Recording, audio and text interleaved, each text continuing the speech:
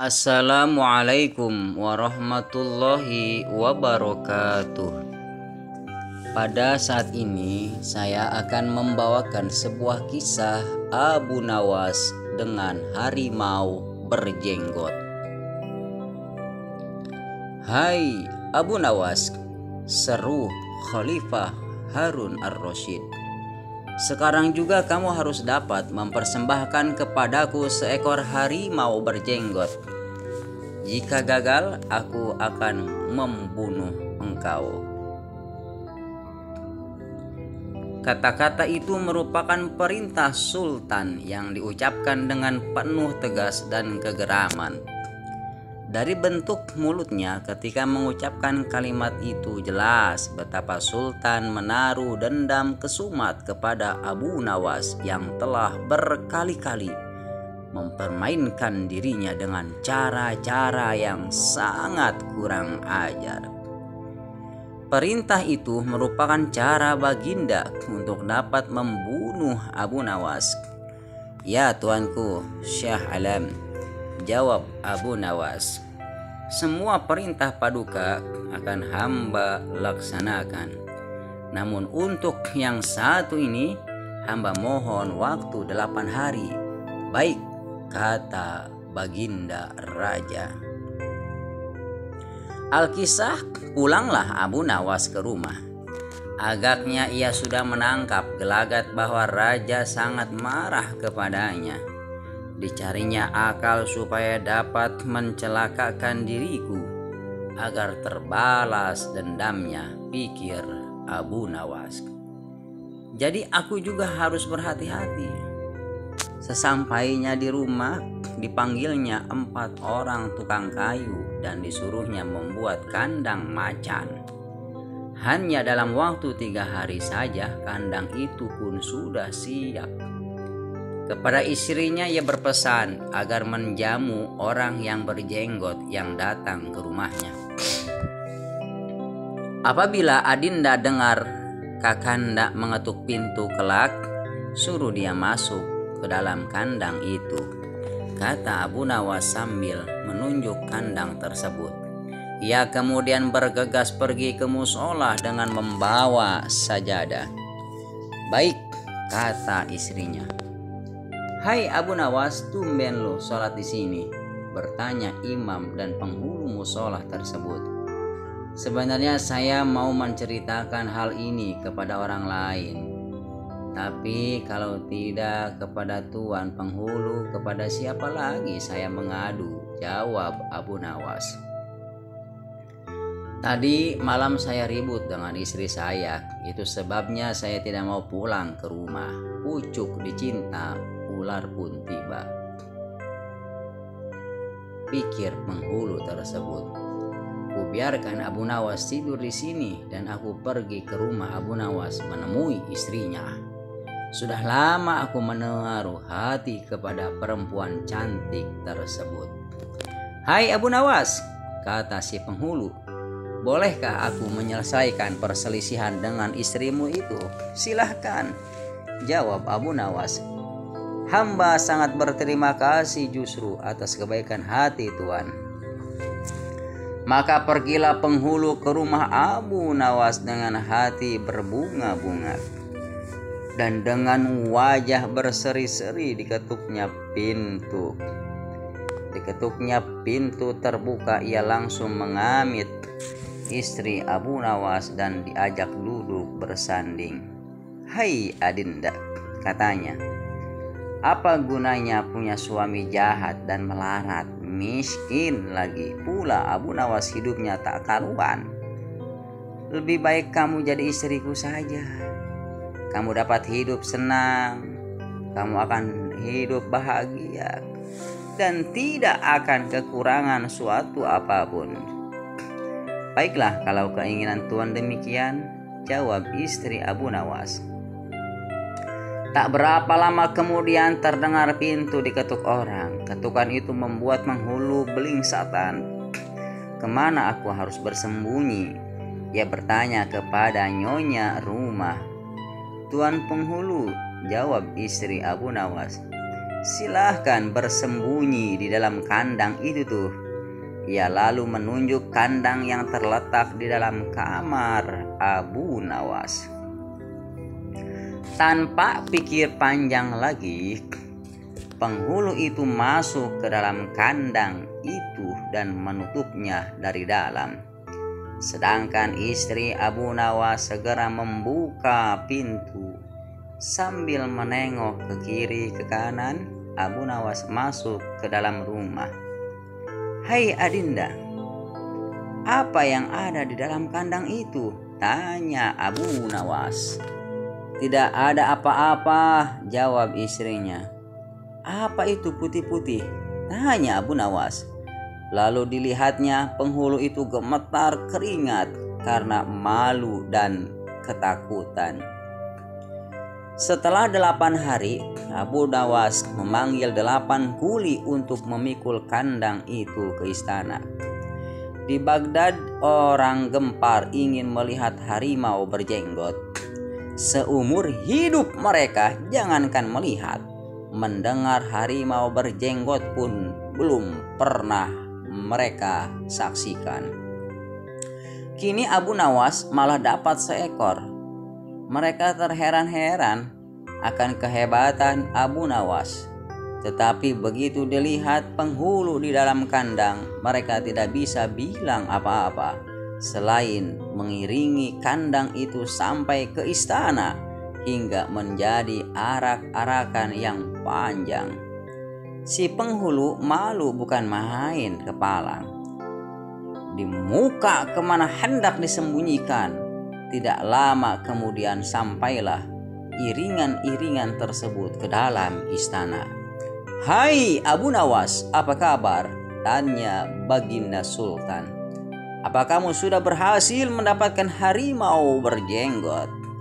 "Dengan berkat dan doa tuanku, alhamdulillah hamba berhasil," jawab Abu Nawas.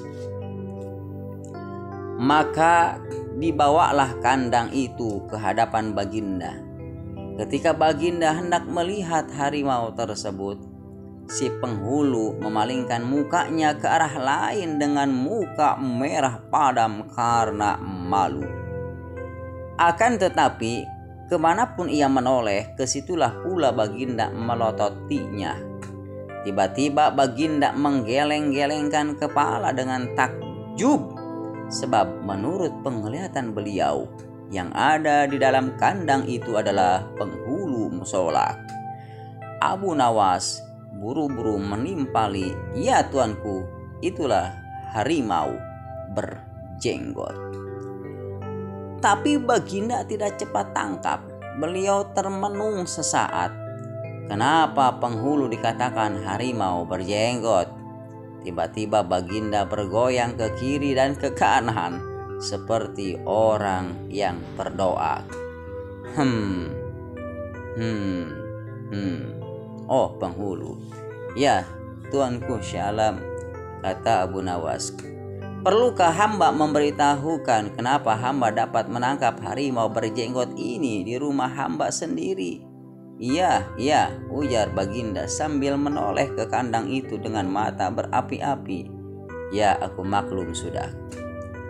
Bukan main murka Baginda kepada penghulu tersebut, sebab ia yang semestinya menegakkan hukum, ia pula yang melanggarnya. Ia telah berkhianat. Baginda segera memerintahkan punggawa mengeluarkan penghulu tersebut dari kandang dan diarak keliling pasar setelah sebelumnya dicukur segi 4, agar diketahui oleh seluruhnya rakyat betapa aibnya orang yang berkhianat. Kisah selanjutnya, lolosnya Abu Nawas dari kematian. Karena dianggap hampir membunuh Baginda Raja, maka Abu Nawas mendapat celaka. Dengan kekuasaan yang absolut, Baginda memerintahkan prajuritnya langsung menangkap dan menyeret Abu Nawas untuk dijebloskan ke penjara. Waktu itu Abu Nawas sedang bekerja di ladang karena musim tanam kentang akan tiba. Ketika para prajurit kerajaan tiba, ia sedang mencangkul, dan tanpa alasan yang jelas mereka langsung menyeret begitu saja Abu Nawas sesuai dengan titah Baginda Sultan. Abu Nawas tidak berkutik, kini ia mendekam di dalam penjara. Beberapa hari lagi kentang-kentang itu harus ditanam, sedangkan istrinya tidak cukup kuat untuk melakukan pencangkulan, karena pencangkulan adalah pekerjaan laki-laki secara umum. Abu Nawas tahu bahwa tetangganya tidak akan bersedia membantu istrinya, sebab mereka juga sibuk dengan pekerjaan mereka masing-masing. Tidak ada yang bisa dilakukan di dalam penjara kecuali mencari jalan keluar. Seperti biasa, Abu Nawas tidak bisa tidur dan tidak enak makan. Ia hanya makan sedikit. Sudah 2 hari ia meringkuk di dalam penjara. Wajahnya suntuk dan murung. Hari ketiga, Abu Nawas memanggil seorang pengawal. "Bisakah aku minta tolong kepadamu?" kata Abu Nawas membuka pembicaraan. "Apa itu?" kata pengawal itu tanpa gairah. "Aku ingin pinjam pensil dan selembar kertas. Aku ingin menulis surat untuk istriku. Aku harus menyampaikan sebuah rahasia penting yang hanya boleh diketahui oleh istriku saja." Pengawal itu berpikir sejenak lalu pergi meninggalkan Abu Nawas. Ternyata pengawal itu menghadap Baginda Raja untuk melapor. Mendengarkan laporan dari pengawal, Baginda segera menyediakan apa yang diminta Abu Nawas. Dalam hati Baginda bergumam, mungkin kali ini ia bisa mengalahkan Abu Nawas. Abu Nawas menulis surat yang berbunyi, "Wahai istriku, janganlah engkau sekali-kali menggali ladang kita, karena aku menyembunyikan harta karun dan senjata di situ. Dan tolong jangan bercerita kepada siapapun." Tentu saja surat itu dibaca oleh Baginda Raja karena beliau ingin tahu apa sebenarnya rahasia Abu Nawas. Setelah membaca surat itu, Baginda merasa puas dan langsung memerintahkan beberapa pekerja istana untuk menggali ladang Abu Nawas. Dengan peralatan yang dibutuhkan, mereka berangkat dan langsung menggali ladang Abu Nawas. Istri Abu Nawas merasa terheran-heran, mungkinkah suaminya minta tolong pada mereka? Pertanyaan itu tidak terjawab karena mereka kembali ke istana tanpa pamit. Mereka hanya menyerahkan surat Abu Nawas kepadanya. 5 hari kemudian, Abu Nawas menerima surat dari istrinya. Surat itu berbunyi, "Mungkin suratmu dibaca sebelum diserahkan kepadaku, karena beberapa pekerja istana datang ke sini 2 hari yang lalu. Mereka menggali seluruh ladang kita. Lalu apa yang harus kukerjakan sekarang, wahai suamiku Abu Nawas?" Rupanya istrinya Abu Nawas belum mengerti muslihat suaminya.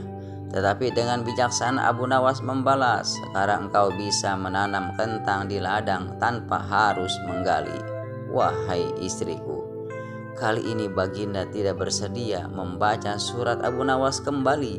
Baginda makin mengakui keluarbiasaan akal Abu Nawas. Bahkan di dalam penjara pun Abu Nawas masih bisa melakukan pencangkulan. Abu Nawas masih menggeram di penjara. Namun begitu Abu Nawas masih bisa menyelesaikan pekerjaannya dengan memakai tangan orang lain. Baginda berpikir sejenak, kemudian beliau segera memerintahkan sipir penjara untuk membebaskan Abu Nawas. Baginda Raja tidak ingin menanggung resiko yang lebih buruk karena akal Abu Nawas tidak bisa ditebak. Bahkan di dalam penjara pun Abu Nawas masih sanggup menyusahkan perang. Keputusan yang dibuat Baginda Raja untuk melepaskan Abu Nawas memang sangat tepat. Karena bila sampai Abu Nawas bertambah sakit hati, maka tidak mustahil kesusahan yang akan ditimbulkan akan semakin darurat. Kini hidung Abu Nawas sudah bisa menghisap udara kebebasan di luar. Istri Abu Nawas menyambut gembira kedatangan suaminya yang selama ini sangat dirindukannya. Abu Nawas juga riang, apalagi membuahkan hasil yang bisa dipetik dalam waktu yang dekat. Abu Nawas memang girang, bukan kepalang, tetapi ia juga merasa gundah gulana. Bagaimana Abu Nawas tidak merasa gundah gulana, sebab baginda sudah tidak lagi memakai perangkap untuk memenjarakan dirinya, tetapi baginda raja langsung memenjarakannya. Maka tidak mustahil bila suatu ketika nanti baginda langsung menjatuhkan hukuman pancung. Abu Nawas yakin bahwa saat ini baginda pasti sedang merencanakan sesuatu. Abu Nawas menyiapkan payung untuk menyambut hujan yang akan diciptakan baginda raja. Pada hari itu Abu Nawas mengumumkan dirinya sebagai ahli nujum atau tukang ramal nasib seseorang. Sejak membuka praktek ramal-meramal nasib, Abu Nawas sering mendapat panggilan dari orang-orang termasyhur. Kini Abu Nawas tidak saja dikenal sebagai orang yang handal dalam menciptakan gelak tawa, tetapi juga sebagai ahli ramal yang sangat jitu. Mendengar Abu Nawas mendadak menjadi ahli ramal, maka baginda Raja Harun ar-Rasyid merasa khawatir. Baginda curiga jangan-jangan Abu Nawas bisa membahayakan kerajaanku. Maka tanpa pikir panjang Abu Nawas ditangkap. Abu Nawas sejak semula yakin baginda raja kali ini berniat akan menghabisi riwayatnya. Tetapi Abu Nawas tidak begitu merasa gentar. Mungkin Abu Nawas sudah mempersiapkan tameng dan benteng sebelumnya. Setelah beberapa hari meringkuk di dalam penjara, Abu Nawas digiring menuju tempat kematian. Tukang penggal kepala sudah menunggu dengan pedang yang baru diasah. Abu Nawas menghampiri tempat penjagalan dengan amat tenang. Baginda merasa kagum terhadap ketegaran Abu Nawas, tetapi baginda juga bertanya-tanya dalam hati mengapa Abu Nawas begitu tabah menghadapi detik-detik terakhir hidupnya. Ketika Algojo sudah siap mengayunkan pedang, Abu Nawas tertawa-tawa sehingga baginda menangguhkan pemancungannya. Beliau bertanya, "Hai Abu Nawas, apakah engkau tidak merasa ngeri menghadapi pedang Algojo?" "Ngeri tuanku yang mulia, tetapi hamba juga merasa gembira," jawab Abu Nawas sambil tersenyum. "Engkau merasa gembira?" tanya baginda kaget. "Betul, baginda yang mulia, karena tepat 3 hari setelah kematian hamba, maka baginda pun akan mangkat menyusul hamba ke Haliang Lahat. Karena hamba tidak bersalah sedikit pun," kata Abu Nawas dengan tenang.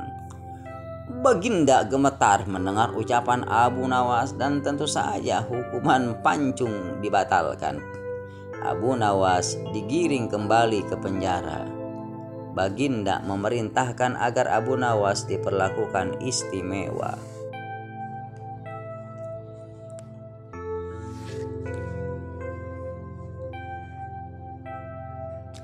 Malah baginda memerintahkan supaya Abu Nawas disuguhi hidangan yang enak-enak. Tetapi Abu Nawas tetap tidak kerasa tinggal di penjara.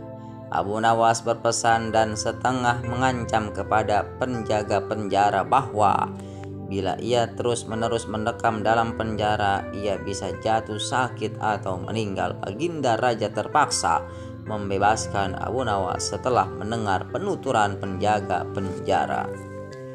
Cita-cita atau obsesi menghukum Abu Nawas sebenarnya masih bergolak. Namun Baginda merasa kehabisan akal untuk menjebak Abu Nawas.